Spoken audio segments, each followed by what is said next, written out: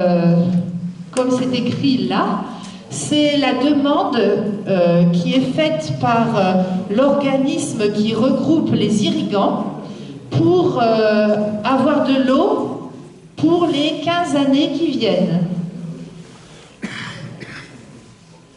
Alors, ouais, c'est vrai, on ne voit pas très bien la carte, mais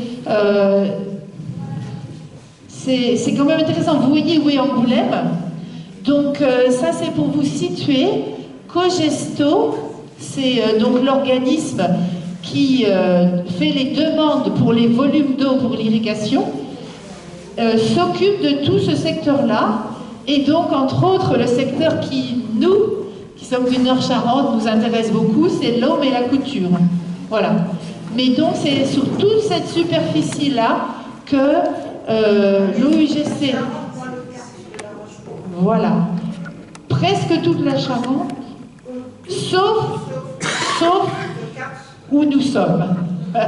Le karst, pas le quartz, le karst de la Rochefoucauld, mais quand on dit le quartz, ça fait rigoler, c'est pas mal.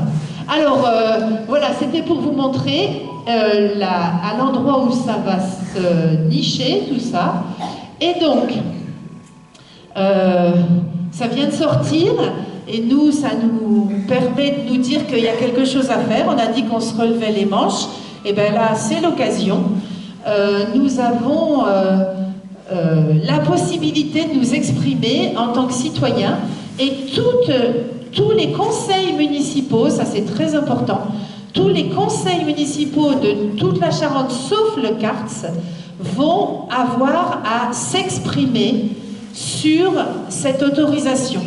Donc, si vous êtes élu, si vous connaissez des élus, n'hésitez pas à leur expliquer ce que va être cette autorisation qui est absolument, c'est dramatique.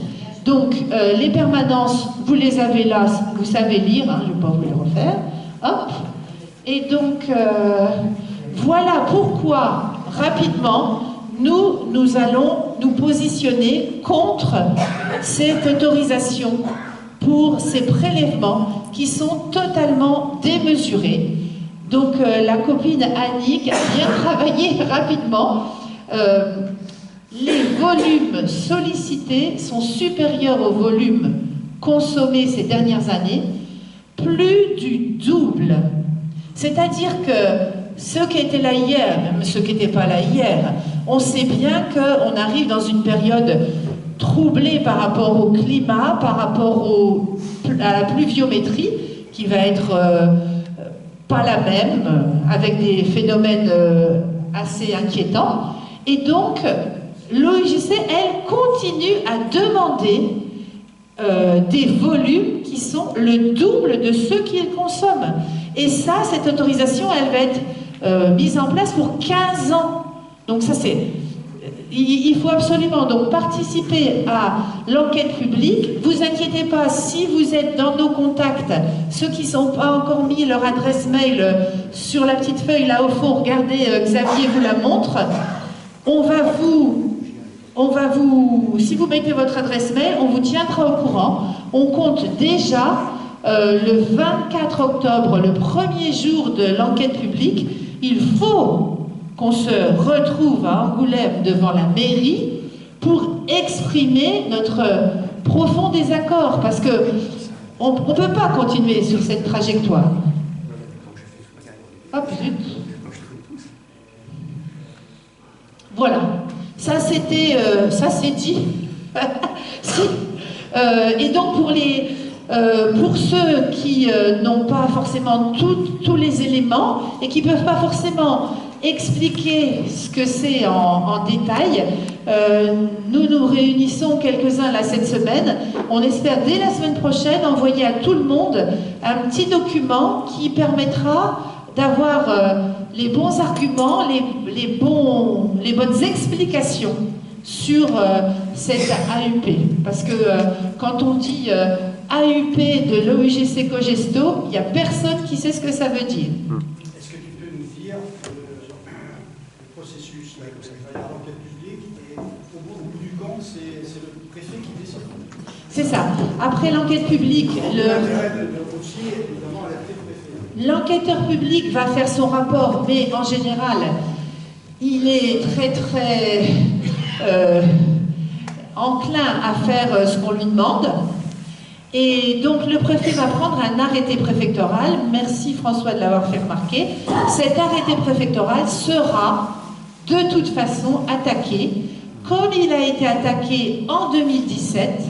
En 2017, cet arrêté préfectoral a été attaqué, entre autres, par Charente Nature, la LPO, la Fédé de pêche, de Sève Nature Environnement, et ces associations ont gagné en 2019. Et donc, c'est assez incompréhensible que ce groupement OUGC-Cogesto reparte sur les mêmes bases, alors qu'ils ont perdu en 2019. Mais je pense que c'est des gens qui n'ont peur de rien, c'est à ça qu'on les reconnaît. Bon, une dernière... Je vois que mon collègue là commence à s'impatienter. Une dernière information. Vous savez que nous, au collectif Bassines Non Merci Home Couture, on lutte contre les 9 bassines de l'home couture. Et donc on a gagné au tribunal en octobre 2023. On a été traîné en cour d'appel, c'est juste pour que vous soyez au courant des dernières nouvelles. Eh bien, nous n'avons toujours pas de nouvelles de la cour d'appel.